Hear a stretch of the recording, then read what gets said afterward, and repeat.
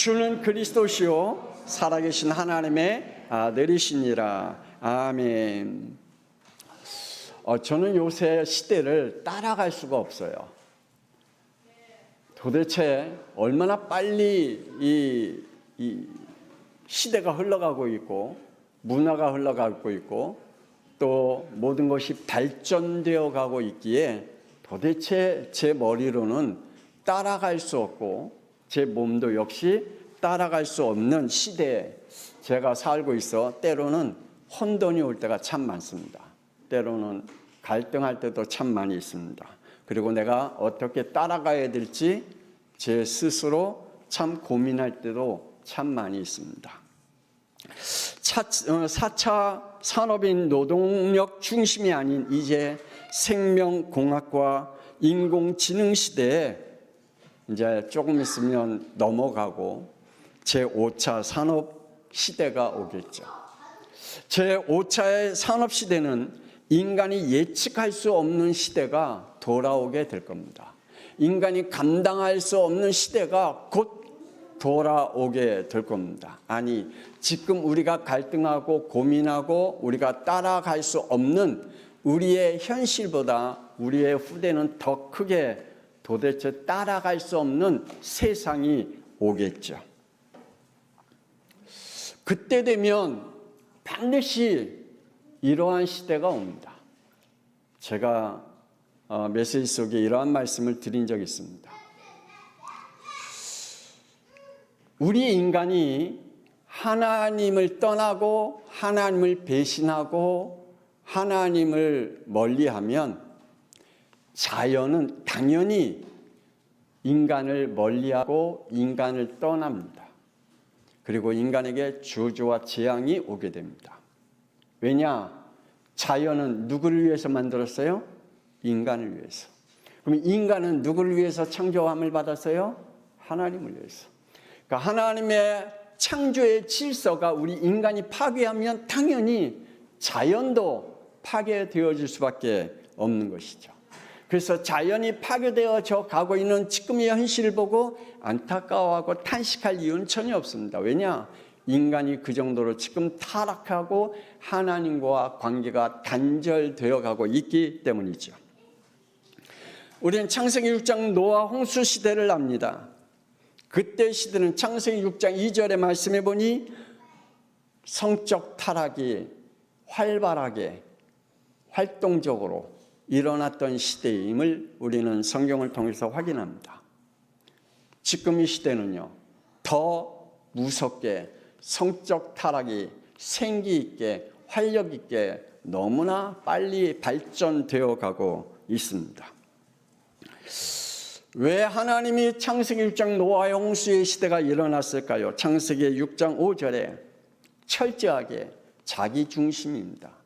자기 계획과 자기의 생각과 자기의 마음에서 틀어지면 아주 냉정하고 아주 이상하게 변질될 수밖에 없는 시대입니다. 자기 중심 시대로 인해서 육신적으로 발전되어 갈 수 있습니다. 자기 중심적으로 살아가면서 자기 발전은 되어 갈 수 있습니다. 생활의 발전, 경제의 발전 다 발전되어 갈 수 있겠죠. 그런데 이때마다 하나님은 이렇게 말씀합니다. 창세기 6장 7절에 땅 위에 사람 지으셨음을 한탄하사 마음에 근심하시고 내가 창조한 사람을 지면에서 쓸어버리겠다라고 말씀하고 계십니다. 창세기 6장 시대 때에 수억 명이 살고 있었습니다. 그런데 안타깝게도 하나님의 은혜는 그 시대에 끊임없이 은혜가 임했는데 하나님의 은혜를 입은 사람은 창세기 6장 8절에 노아 한 사람뿐이었다라고 말씀하고 있습니다. 오늘날도 교회가 많습니다. 신학적으로도 많고요. 교리적으로 그리고 사상적으로 여러 가지 참 많이 사람들이 만들어내고 또 발전시켜가고 있습니다. 그런데 한 가지 영적으로는 피폐해져 가고 있다는 사실입니다. 영적으로는 참 버거워하는 영적 생활과 교회 생활을 고통스럽게 하고 있다는 사실입니다. 내가 하나님 앞에 영적 생활과 교회 생활을 흥겹게 재미있게 하나님과 함께하는 축복의 삶이 아니라 버겁게 지금 내가 교회 생활하고 있고 영적 생활하고 있다는 사실입니다. 오늘 본문 말씀 누가복음 21장 36절에 이러한 말씀이 있습니다. 우리 다 같이 읽어봅시다. 시작. 이러므로 너희는 장차 올 이 모든 일을 능히 피하고 인자 앞에 서도록 항상 기도하며 깨어 있으라 하시니라. 아멘. 하나님은 우리에게 말씀합니다. 육신적인 일보다 영적인 일을 먼저 깨어 기도하고 거기에 준비하라라고 말씀하고 있지요. 내가 지금 기도하는 삶을 살고 있을까? 아니면 영적 흐름이 창세기 3장 저주 안에 갇혀 살아가고 있을까? 첫째, 참으로 버거운 영적 시대입니다. 왜 버겁습니까?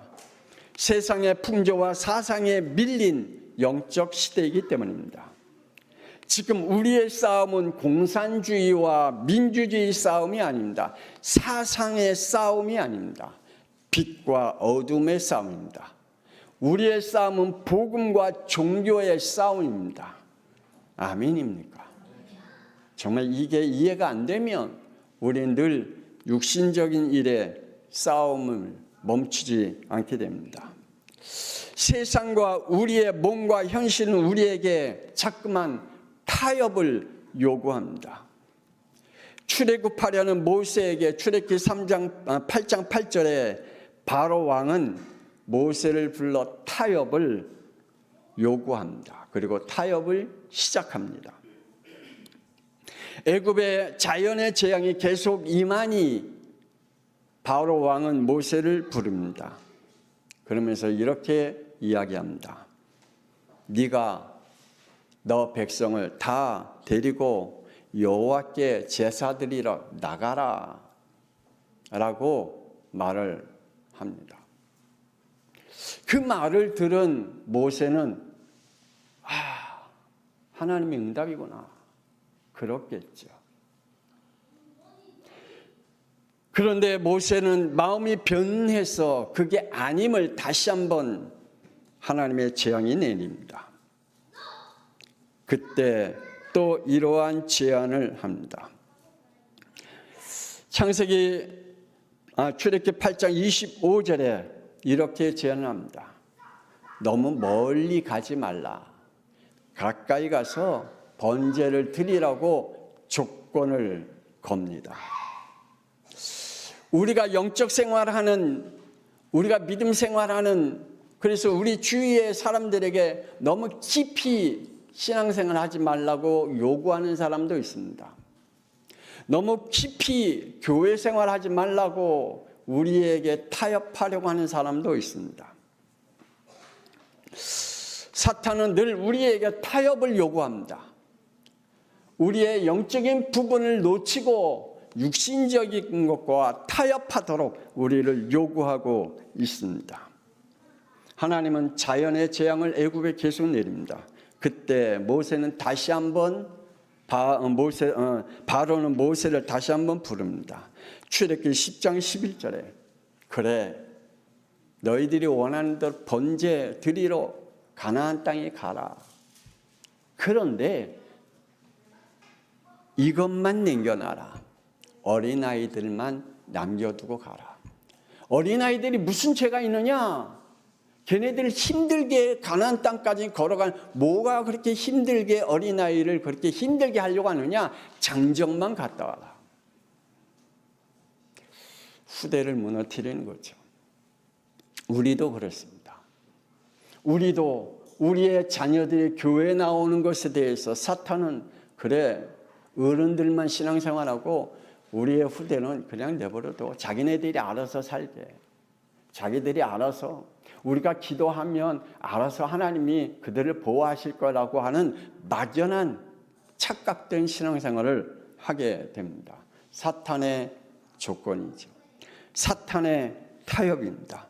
우리의 후대가 절대 하나님을 만나지 못하도록 하나님과 함께하는 축복의 삶을 살지 못하도록 자꾸만 타협을 요구하죠.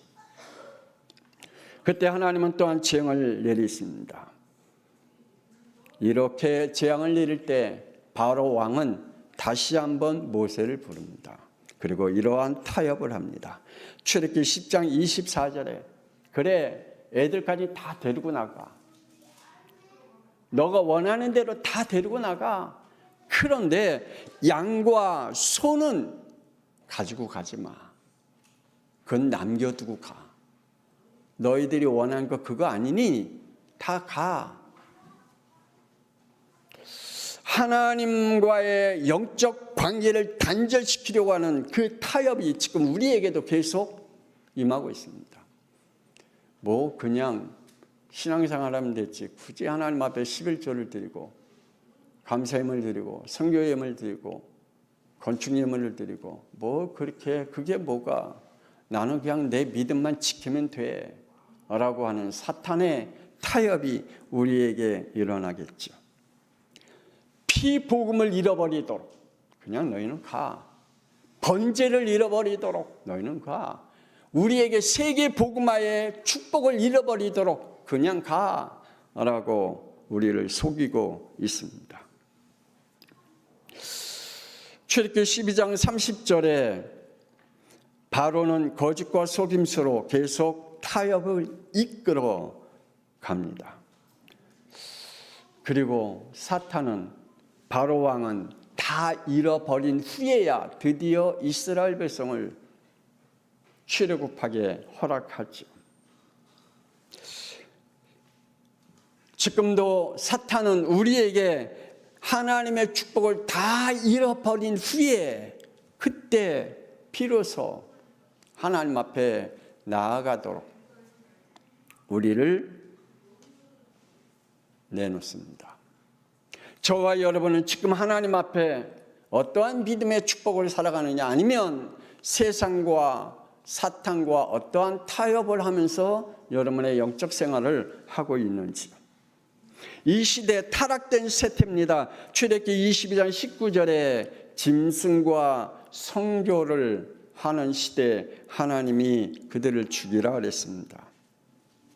여러분 모르시죠? 여러분 상상도 안 갈 겁니다. 지금 짐승과 성교 생활하고 있는 사람들이 얼마나 많은지. 로마서 1장 26절 27절에 동성애의 삶을 살고 있는지 얼마나 교회에서도 인정할 만큼 신학적으로 교리적으로 인정할 만큼 하나님은 성경적으로 인정 안 하는데 신학과 교리는 인정해요. 목사님들은 인정하려고 합니다. 그리고 사람들을 당연히 인정하려고 합니다. 성적 타락과 정체성을 잃어버리는 트랜스젠더, 이러한 것들을 통하여서 지금 하나님과의 단절되게 하는 그러한 버거운 영적 생활을 하고 있는 사람들이 너무나 많습니다. 또한 경제적으로 세계 경제를 잡고 있는 뉴에이즈, 프리메이슨, 유대교, 이러한 것들이 얼마나 많은 경제를 세계를 장악하고 있어 흔들고 있는데 우리 기독교도 역시 흔들림을 당하고 있습니다. 특별히 혼합종교와 연합종교, WCC 이러한 수많은 이단들이 우리의 영적 혼란으로 영적으로 버겁게 하고 있습니다. 뭐가 진리인지 뭐가 비진리인지 우리의 영적 구분의 삶을 살지 못하도록 우리의 영적으로 버겁게 하고 있습니다. 유행에 숨어있는 불순종의 영이 우리에게 어떻게 역사하고 있는지요? 이 불순종의 영은 숨어 있습니다. 그래서 우리의 영을 계속해서 숨어서 우리를 공격합니다.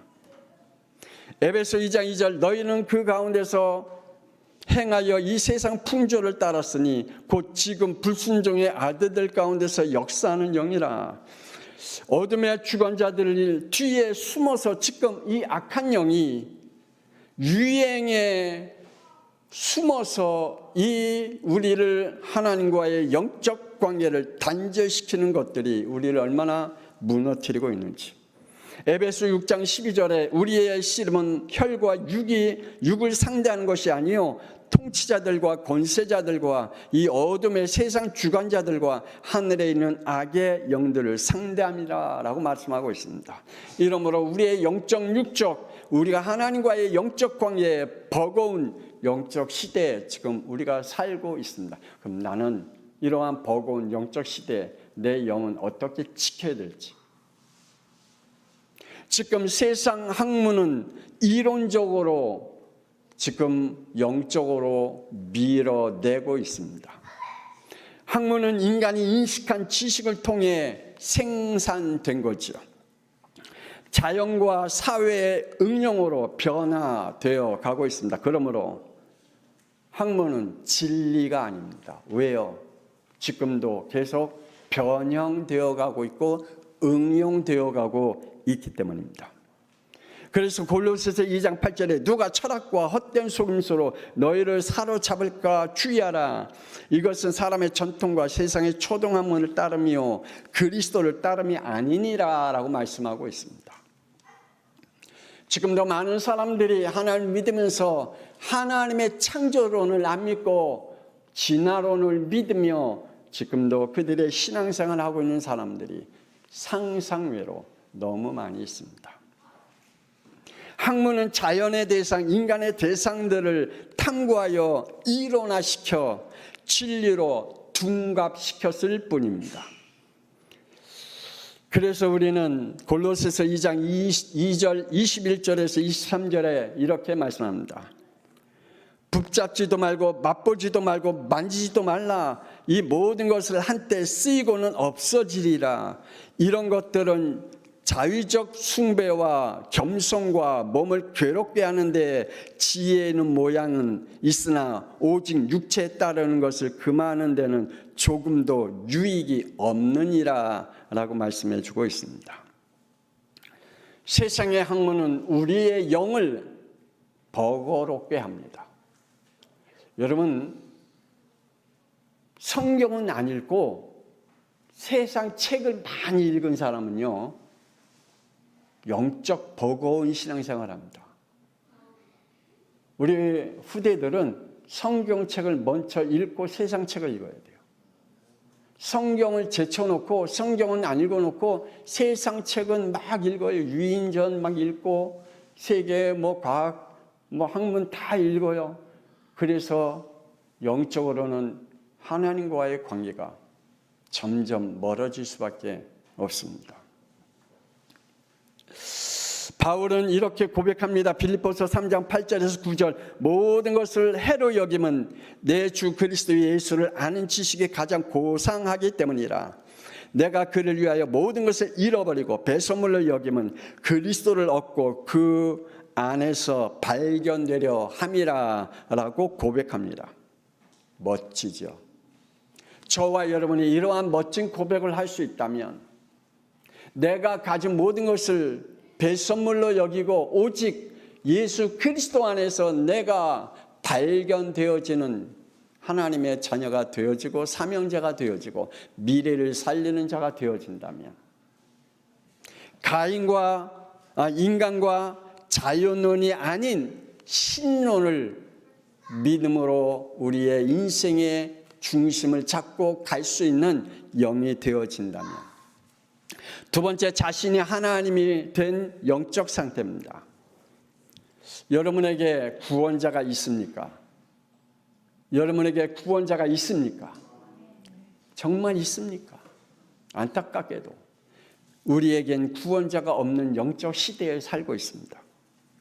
창세기 6장 2절에 성적 생기가 아주 활발하게 넘치는 시대입니다. 지금 여러분 우리 핸드폰 봐봐요. 우리 랩런트들 봐봐요. 열기만 하면 이 성적 타락이 우리 얼마나 무너뜨리는지. 창세기 6장 5절에 현실과 미래를 향한 생기가 넘쳐납니다. 그런데 그 생활과 현재와 미래를 향한 생기는 넘쳐나는데 거기에 구원자는 잃어버린 영적 시대에 살아가고 있다는 사실입니다. 거기에는 구원자가 없어요. 살아가는 데는 힘이 있습니다. 살아가는 데는 생기가 있습니다. 활력이 있습니다. 근데 그 안에는 구원자가 없어요. 창세기 11장 3절에 4절에 인간들이 연합하고 단합하고 화합하고 서로 힘을 모아 성공의 탑을 쌓아가는 데는, 그래서 발전시켜가는 데는 힘이 넘쳐납니다. 그런데 거기는 구원자를 버렸습니다. 거기에는 구원자를 버렸어요. 그래서 구원자를 버린 영적 시대에 살아가고 있습니다. 창세기 19장 13절에 인간의 죄성으로 화려함과 즐거움을 만끽하면서 살아갔습니다. 소돔과 고모라. 그런데 거기에는 구원자가 없었습니다. 자기의 주권과 강한 시대, 화려함으로 인생을 누리는 시대에 살고 있었지만 그들에게는 구원자가 없었습니다. 우리는요, 우리의 인생을 즐기고 우리의 인생의 미래를 향해서 여러분이 준비하면서 살아갑니다.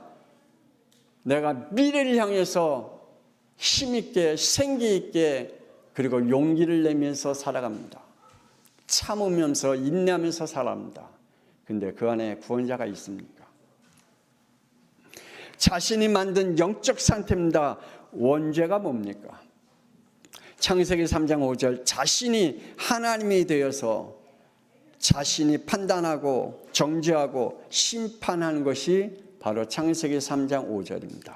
자기가 하나님이 된 것입니다. 하나님이 이것을 보시고 창세기 6장 5절에 근심하시고 한탄하시고 탄식하시고 가슴을 아파하시고 재앙으로 심판하셨다라고 말합니다. 종교가 뭡니까? 창세기 4장 3절에 자신을 원하는 대로 하나님을 만들어냅니다. 여러분, 하나님은 스스로 계신 분이신 줄 믿으시길 바랍니다. 근데 내가 하나님을 만들어내요. 여러분이 지금 만들어낸 하나님이 누구십니까? 지금도 하나님을 자기가 선택할 수 있다라고 교만한 영 속에 잡혀있는 저주받는 영들이 얼마나 많은지. 나는 언젠간 교회 나갈 거야. 지금 나보러 교회 나가라고 말하지 마. 내가 나가고 싶을 때 교회 나갈 거야. 그게 바로 원죄입니다. 그게 바로 창세기 3장의 저주의 인생입니다. 내버려둬. 나는 내가 하나님 일하고 싶을 때 일할 거야. 자꾸만 하나님 일하는 일에 있어서 나한테 간섭하지 마. 그게 창세기 3장의 원죄의 저주 속에 있는 영입니다. 우리 양평송학교 성도들은 정말 하나님을 나의 장난감으로 생각하지 마시길 바라고, 하나님을 변형시키고 내 영혼에서 내 삶에서 해체시키는 재앙 속에 들어가지 않기를 권세는 주 예수 그리스도의 이름으로 축복합니다. 유대교가 그랬습니다. 빌립보서 3장 7절에 유대인들이 가진 이스라엘 민족성과 유득의 유월성에 거기에 구원자이신 예수 그리스도를 죽였습니다. 우린 무엇으로 구원자 되신 예수 그리스도를 버리고 죽이고 있을까요? 나의 우선적인 의식주의 문제로 나의 구원자이신 그리스도를 죽이고 있는지요? 마지막으로 세 번째, 미래를 살릴 복음입니다. 하나님이 저와 여러분을 부르셨습니다. 정말 하나님이 나를 부르셨다. 하나님께서 아브라함을 부르신 이유가 뭡니까? 창세기 12장 2절, 복받게 하기 위해서일까요? 우리가 이 땅에 사는 동안에 육신적인 복을 얻기 위해 하나님이 아브라함을 부르셨을까요? 저와 여러분을 부르셨을까요? 하나님이 아브라함을 부르신 건 이거였습니다. 창세기 3장 원죄에서 벗어나지 못하고 지속적으로 죄를 짓고 있는 그 시대에 아브라함을 하나님이 꼬셔와서 창세기 22장 13절에 독자 이삭을 번제물로 드리게 함으로 창세기 3장 저주를 끝내시기 위해서 메시아의 회복, 그리스도의 회복하기 위해서인 줄 믿으시길 바랍니다. 왜 하나님은 이삭을 쓰셨을까요? 이스마엘을 안 쓰시고. 하나님 왜 이스마엘을 안 쓰고 이삭을 쓰셨을까요? 하나입니다. 이스마엘은 불순종의 자식입니다. 이삭은 순종의 자식입니다. 하나님은 순종하는 자를 쓰십니다.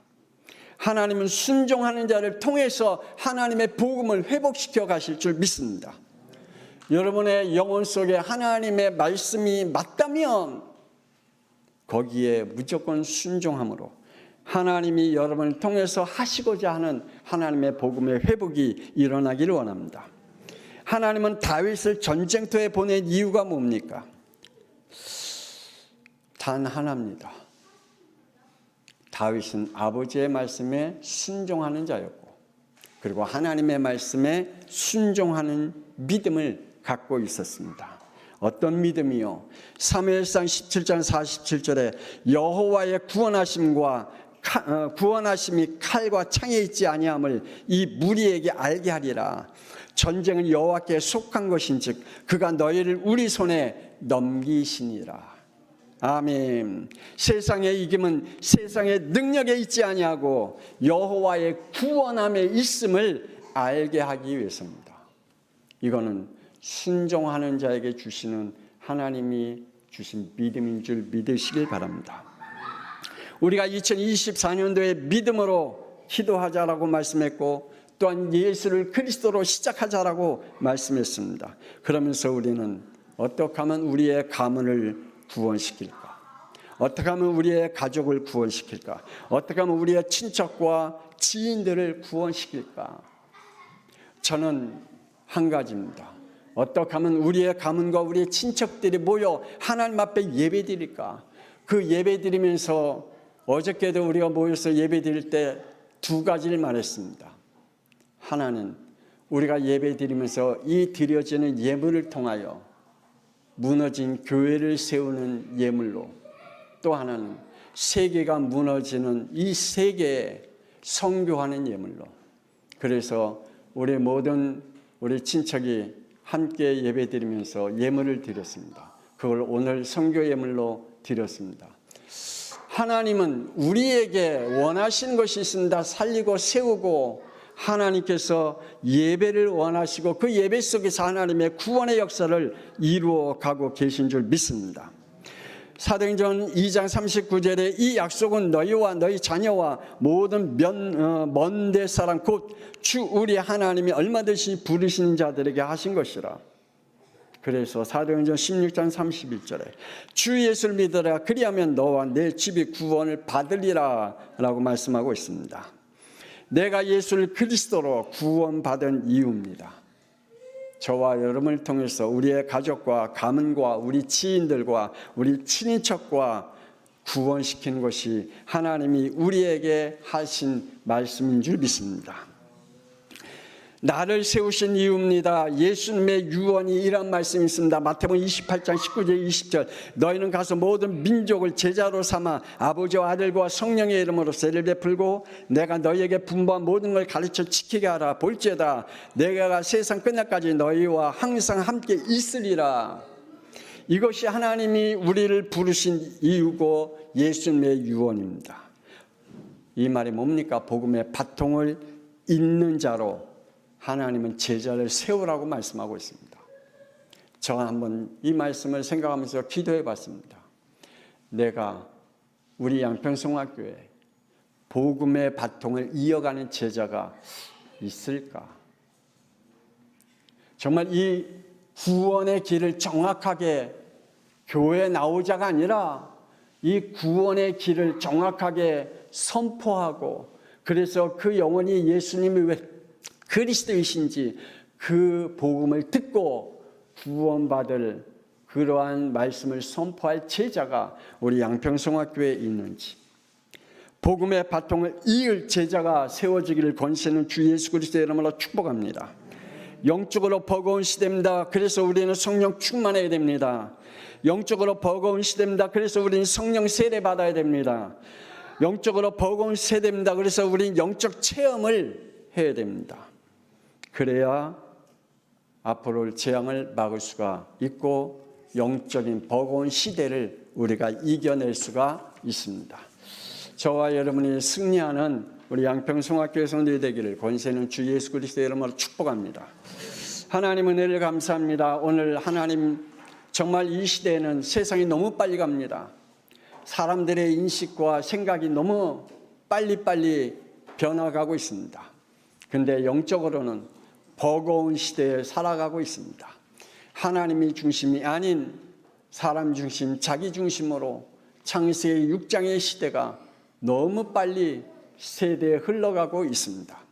하나님, 이 시대에 우리가 해야 할 이유가, 하나님이 우리를 부르신 이유가 뭔지, 우리가 해야 할 일이 무엇인지, 하나님 우리가 영적으로 분별력을 가질 수 있도록 축복하여 주옵소서.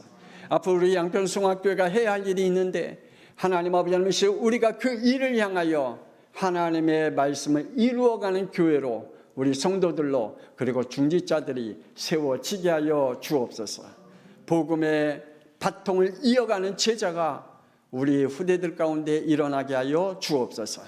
이제는 살아계신 주 예수 그리스도의 은혜와 독생자 예수 그리스도를 이 땅에 보내신 하나님의 놀라우신 사랑하심과 성령님의 감동함과 내주 인도 역사하심이 버거워진 영적 시대, 혼란과 고통과 갈등을 겪고 있는 영적 시대, 우리가 분명한 답을 내지 아니하면, 분명한 하나님의 신본주의 아니면 우리는 이겨낼 수 없는 시대에 살고 있기에 우리 양평송학교의 모든 성도들이 이제 하나님의 중심, 그래서 영적인 버거움 가운데서 완전 해방받아 하나님이 주시는 복음의 바통을 이어가는 제자로 세워지기를 원하는 우리 모든 성도들 위해, 후대 위에 지금으로부터 영원토록 함께 있을지어다. 아멘. 하나님 축복하옵소서. 하나님, 우리가 정말 하나님의 중심으로, 예배 중심으로,